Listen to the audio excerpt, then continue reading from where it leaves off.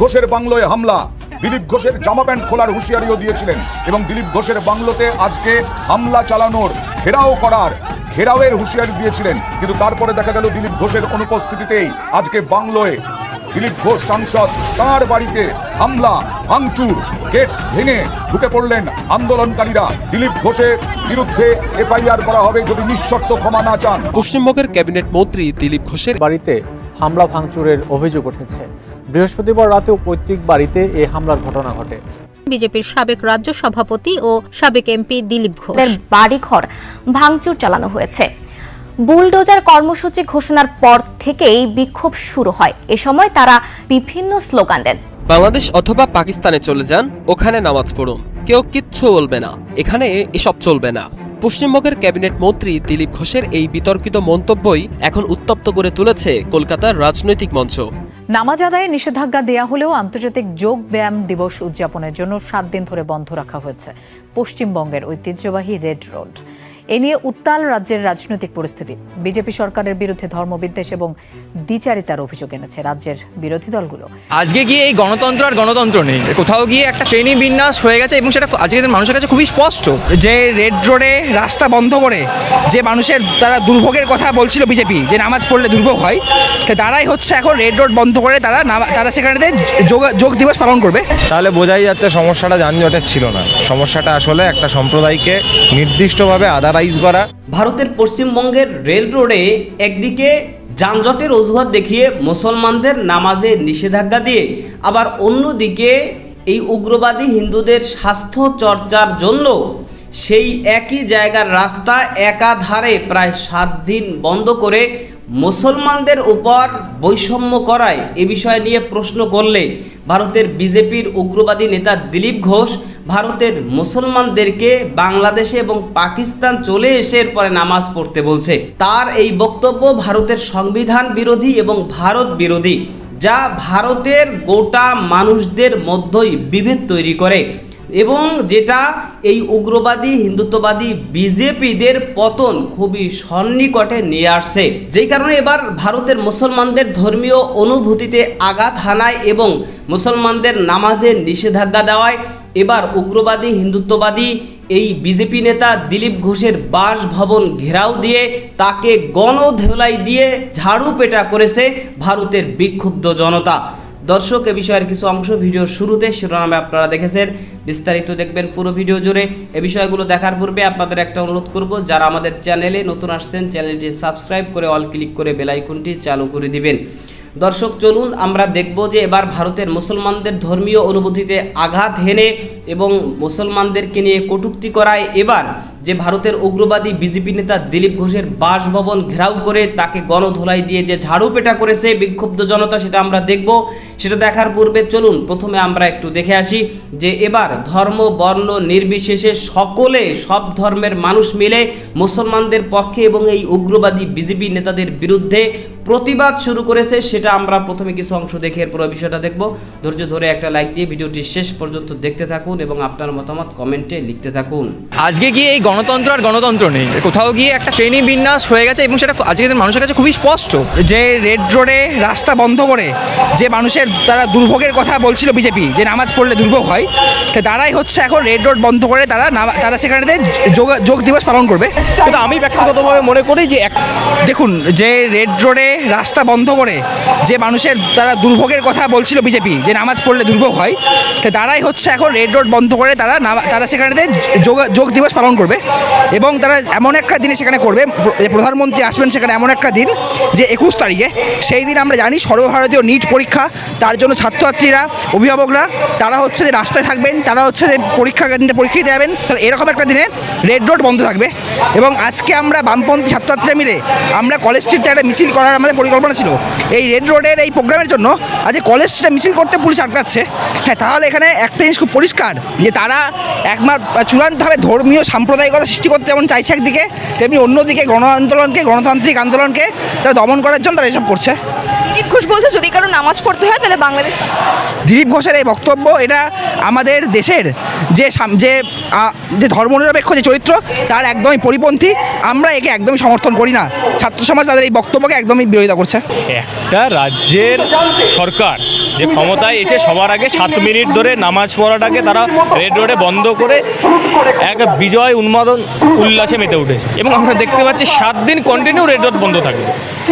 এখানে সব থেকে বড় প্রশ্ন সাধারণ শিক্ষার্থীদের উপর যাচ্ছে, তাদের অধিকারের উপর আঘাত হচ্ছে। যে কারণ নিট দুর্নীতিতে যখন গোটা ভারতবর্ষে একের পর এক প্রশ্নপত্র লিক হয়ে যাচ্ছে, মাধ্যমিক উচ্চ মাধ্যমিকে তো হয়, এখন ডাক্তারি প্রবেশিকা পরীক্ষাতেও হচ্ছে, WBCS পরীক্ষাতেও প্রশ্নপত্র লিক হয়ে যাচ্ছে। সেই জায়গায় দাঁড়িয়ে থেকে এই সমস্ত সাধারণ ছাত্রছাত্রীরা সেই রাস্তাটা ব্যবহার করতে পারবে, তাদের যানজটে পড়ুক, তারা পরীক্ষা যাতে না দিতে পারে, তারা যেন সফল না হতে পারে।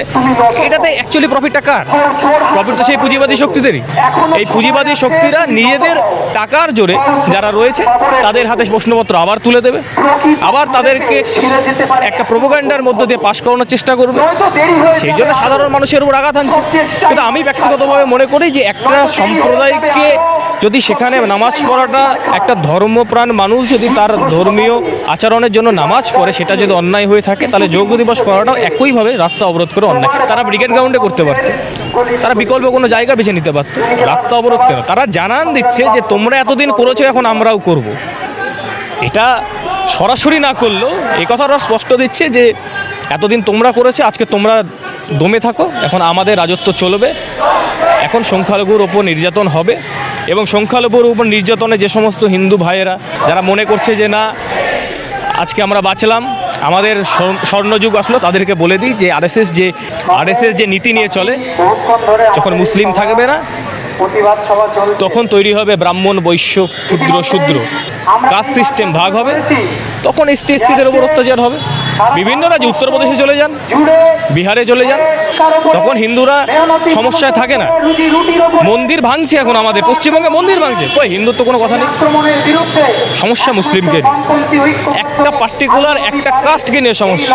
কারণ তাদের ওপর প্রোপাগান্ডা খাটিয়ে তারা ভোটে জিতেছে। আজকে মুসলিমদের উপর প্রোপাগান্ডা না খাটালে, তাদের বিরুদ্ধে ভুলভাল না বোঝালে বিজেপি সরকার ক্ষমতায় থাকবে, এই জন্য তারা লড়াই চালাচ্ছে। এটা খুব অদ্ভুত বিষয়। বিজেপি সরকার ক্ষমতায় আসার পরে একের পর এক জনবিরোধী নীতি তারা নিয়ে চলেছে। আমরা দেখছি লক্ষ লক্ষ মানুষের রুজি রুটি কেড়ে নিয়েছে হকার উচ্ছেদের মধ্য দিয়ে। গরিব মেহনতি মানুষ, তাদের উপর বুলডোজার চলছে। আমরা দেখেছিলাম যে ক্ষমতায় আসার পরে পরে মুসলিম সম্প্রদায়ের মানুষদের বহুদিনের যে একটা প্রথা, ঐতিহ্য, সেই রেড রোডে নামাজ পড়ার, যেটা খুব অল্প সময়ের জন্য হতো, কিন্তু দেখলাম যে সেখানে সরকার ফরমান জারি করে যে মানুষের অসুবিধা হবে না, মানুষের কোনো অসুবিধা করা যাবে না, তাই জন্য রেড রোডে নামাজ পড়া যাবে না। কিন্তু আমরা দেখলাম যে এই যে আগামী 21শে জুন যোগা দিবস, সেই যোগা দিবসে আমাদের দেশের মাননীয় প্রধানমন্ত্রী, যিনি নাকি 56 ইঞ্চির সিনা নিয়ে ঘুরে বেড়াচ্ছেন, তিনি আসবেন, তার জন্যে যোগা করা হবে, তাই জন্যে রেড রোডে সেদিন রাস্তা বন্ধ থাকবে। ফলে এই সরকারের যে দ্বিচারী মনোভাব, সেটা অনেক আগেই প্রকাশিত হয়েছে। এই সরকার আসলে বড় বড় মালিকদের স্বার্থে কাজ করছে, আদানি, আম্বানি, বিড়লা, গোয়েঙ্কা, জিন্দাল, মিত্তালদের সাথে কাজ করছে। আজকে যখন কেবলমাত্র প্রধানমন্ত্রী আসবে বলে, এবং সেটাকে বেশ যোগ দিবসের নাম করে 7 দিনের জন্য একটা নয় বিভিন্ন রাস্তা বন্ধ করা হচ্ছে, এবং সেখানে যুক্তি দেওয়া হচ্ছে যে প্রধানমন্ত্রী সে দেশের, সে এটা করতেই পারে, সেটা তো সব জায়গাতেই করা হয়। তাহলে কোথাও গিয়ে, অর্থাৎ মানে গণতন্ত্রের যে এই একটা ভিত থাকে, এই আইডিয়াটার ভিত্তিতে গণতন্ত্র তৈরি হয় যে মানুষ, সাধারণ নাগরিক, তারা নির্বাচিত করছে বিভিন্ন রাজনৈতিক নেতাদেরকে তাদের সুবিধের জন্য, তাদের সেবা করার জন্য, এবং it's only a matter of administration. উনি কোন হরিদাস পাল যে তিনি এই কথাটা বললেন? রাজ্যের মন্ত্রী হলে পরে তিনি কি নিজেকে ভাবতে শুরু করেছেন তিনি সংবিধানের ঊর্ধ্বে? মিডিয়া এদের নাচায়, আর এই বিজেপিকে নাচায় হচ্ছে আদানি। নাচ মেয়েরা বুলবুল তো পয়সা মিলেগা। এই বিজেপি এখানে নাচানাচি করছে, আদানি ওখান থেকে পয়সা দিচ্ছে। তাহলে আমি যদি বলি এই সব যোগাযোগ করতে হলে তাদের ইন্দোনেশিয়ায় বালিতে চলে যেতে হবে। কত বড় দেশপ্রেমীরা ক্ষমতায় আছে ভাবুন তো। এইসব দেশপ্রেমীরা ক্ষমতায় এলে পরে ভারতবর্ষের চরিত্রটাই নষ্ট হয়ে যাবে। চৈতন্যদেব যেমন সমুদ্রে বিলীন হয়ে গেছিলেন বলা হয়, বিজেপি সরকার তারা ভারতবর্ষের সংবিধানটাকে ধ্বংস করতে চাইছে। ওদের একটাই লক্ষ্য একমাত্র হচ্ছে যে ভারতবর্ষের সংবিধানটাকে অমান্য করো আর মানুষে মানুষে ভেদাভেদ তৈরি করো। এটা পরিষ্কার মানুষে মানুষে ভেদাভেদ তৈরি হলো। একটা নির্দিষ্ট বিশ্বাস, একটা নির্দিষ্ট ধারণার প্রতি বিশ্বাসী লোকেদের বললো তুমি রেড রোডে কিছু করতে পারবে না, এতে নাকি ভীষণ অসুবিধা হবে জনগণের। কিন্তু আর উল্টো দিকে হঠাৎ যোগ তো একটা খেলার নাম করে বা স্বাস্থ্য চর্চা যাই বলুন তার নাম করে আমাদের রেড রোড 7 দিন বন্ধ। মুসলমান মানুষেরা যদি 2 ঘন্টার জন্য নামাজ পড়ে তাহলে শহরের মানুষের প্রচণ্ড মানে কি বলবো চলাচলে সমস্যা হয়ে যেতে পারছে, কিন্তু 7 দিন ধরে মানে প্রধানমন্ত্রী এসে রেড রোডে যোগাসন করবেন, 7 দিন ধরে রেড রোড বন্ধ থাকবে, সেবেলা রাস্তায় মানে যান চলাচলে মানে সমস্যা হচ্ছে না। এইটা তো মানে মানুষ তো এখন প্রায় 2014 থেকে তো বিজেপি সরকার রয়েছে, মানুষ তো এখন আস্তে আস্তে বুঝতে পারছে যে এই যে বেশ কিছু 10-12 বছরের যে ওনাদের যে চলাচল, বিজেপি সরকারের যে চলাচল এবং বিজেপি সরকারের যে বারবার এই একটা সম্প্রদায়ের প্রতি যে পার্টিকুলার টার্গেট করা, তাদেরকে যে টার্গেট করে করে তাদেরকে এইভাবে কোণঠাসা করে দেওয়া, তাদের প্রতি মানে সমস্ত কি বলবো এই সমস্ত বিদ্বেষ জন্মানো, এইগুলো তো বেসিক্যালি ভোট ব্যাংকের রাজনীতি। ওনারা যেটা ইভেন এইখানের পশ্চিমবঙ্গেও যেটা ভোটের আগে ওনারা এইটা জায়গায় জায়গায় বলেছেন যে হিন্দু বিরোধী সরকারকে হচ্ছে বাদিমান, অর্থাৎ এই হিন্দু মুসলিম বিভাজন সৃষ্টি করা, এইটা তো মানে একসময় ইংরেজরা করে গেছিলে, আজকে সেই বিজেপি সরকার একই জিনিস করছে। হ্যাঁ, তো যোগ দিবসের জন্য হোক, তাহলে নামাজটা যখন তোমরা ব্রিগেডের গ্রাউন্ডে করেছো তাহলে যোগ দিবসটাও তোমরা ব্রিগেডের গ্রাউন্ডে করো। তোমরা রাস্তা আটকে কেন করতে যাবে? নিয়মটা সবার জন্য একরকম হবে। ভারতবর্ষে যখন জন্মেছে তখন নিয়ম প্রত্যেকের জন্য এক হবে। আইন কি আলাদা আলাদা মানুষের আলাদা আলাদা রকম? আইন সবার জন্য সমান। তাহলে আইনের কথা যদি আমি মানি, যদি কেউ রেড রোডে নামাজ পড়তে না পারেন ভালো কথা, তাহলে সেখানে যোগ দিবসও রাস্তা আটকে কখনো করা উচিত না, তাহলে সেখানে ক্রিসমাসও কখনো রাস্তা আটকে করা উচিত না। তাহলে যেটাই করো না কেন সব কিছুরই একটা নিয়ম তৈরি হওয়া উচিত, যেটা সবাই মানতে বাধ্য হবে। তুমি প্রধানমন্ত্রী মুখ্যমন্ত্রী বলে তোমার 7 খুন মাপ হবে, আর একজন হকার, একজন রিক্সা চালক, একজন কারখানা শ্রমিক, একজন কৃষক বা একজন সাধারণ চাকরিজীবী মানুষ বা ছোট ব্যবসায়ী, ক্ষুদ্র ব্যবসায়ী, তার ক্ষেত্রে আইন আলাদা হবে, এটা তো কখনো চলতে পারে না। দেখুন, এই যে ওনাদের বিভিন্ন ধরনের ন্যারেটিভ, যেখান থেকে ওরা প্রমাণ করতে চাইছেন যে ওনাদের নির্দিষ্ট কোনো ধর্মের প্রতি কোনো বায়াসনেস নেই, এটা একটা ন্যারেটিভ যেটা মানে আমাদের যে সাধারণ মানুষ যারা সরাসরিভাবে রাজনীতির সঙ্গে যুক্ত নয় তারা যাতে বিশ্বাস করে তার জন্যে এইটাকে চালানো হচ্ছে। এবং আমি একেবারেই বিশ্বাস করি না যে কোনো স্পেসিফিক ধর্ম, যেরকম আপনি বললেন মুসলিম ধর্মের বিভিন্ন পরবের জন্যে রাস্তা বন্ধ করা হতো, সেটা বিভিন্ন ধরনের ধর্মের ক্ষেত্রে করা হয়েছে, শুধুমাত্র কোনো একক ধর্মের ক্ষেত্রে করা হয়নি। ভারতের এই উগ্রবাদী হিন্দুত্ববাদী বিজেপি নেতা দিলীপ ঘোষ সেই যেই মন্তব্য করেছে, এই মন্তব্যের কারণে এই দিলীপ ঘোষকে গণধোলাই দিয়ে জুতো পেটা করে এরপরে ঝাড়ু পেটা করলেও তার উপযুক্ত শাস্তি তাকে প্রদান করা হবে না। কারণ ভারতের যে সমস্ত মুসলমানরা সেখানে আছে সেই মুসলমানরা ভারতের নাগরিক, সুতরাং প্রত্যেকটা দেশের প্রত্যেকটা ধর্মের মানুষদের সাংবিধানিক একটা অধিকার যে তাদের প্রত্যেকের নিজ নিজ ধর্মের স্বাধীনতা তারা পাবে এবং তারা প্রত্যেকের নিজ নিজ ধর্ম নিজের মতো করে পালন করবে। কিন্তু ভারতের মুসলমানরা সেটা পারছে না, না তাদেরকে ধর্মীয় স্বাধীনতা প্রদান করা হচ্ছে, না তাদেরকে তাদের যেই ধর্মীয় রীতিনীতি বা নামাজ কালাম সহ ধর্মীয় যে অনুষ্ঠান এগুলো কোনোভাবেই তাদেরকে পালন করতে দেওয়া হচ্ছে না এবং বাধা দেওয়া হচ্ছে। এবং সর্বশেষ এই উগ্রবাদী বিজেপি নেতা দিলীপ ঘোষ সে মুসলমানদেরকে সেখান থেকে বাংলাদেশে এবং পাকিস্তানে এসে এরপরে সে নামাজ পড়তে বলতেছে। কত বড় উগ্রবাদী, সংবিধান বিরোধী এবং ভারত বিরোধী একটা জঘন্য প্রকৃতির মানুষ এই দিলীপ ঘোষ। এবং তার অন্তরের যে কথা সেটা কিন্তু সেদিন বের হয়ে গিয়েছে। মানে সে চায় যে ভারতে যে সমস্ত ভারতীয় মুসলমান নাগরিক রয়েছে তো তারা কোনোভাবেই ভারতে না থাকুক, তাদেরকে ভারত থেকে সেখান থেকে বের করে দেওয়ার জন্যই মূলত তারা সবসময় কাজ করে।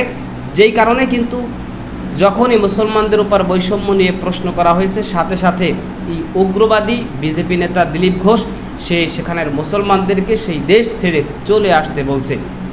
তো তার এই বক্তব্যের মাধ্যমে সে সংবিধানকে লঙ্ঘন করেছে এবং সে রাষ্ট্রদ্রোহ অপরাধ করেছে। সুতরাং ভারতের আদালতে এই উগ্রবাদী বিজেপি নেতা দিলীপ ঘোষকে রাষ্ট্রদ্রোহী এবং সংবিধান বিরোধী বক্তব্য দেওয়ার অপরাধে তাকে বিচারের মুখোমুখি করার দাবি জানাচ্ছি বাংলাদেশের পক্ষ থেকে।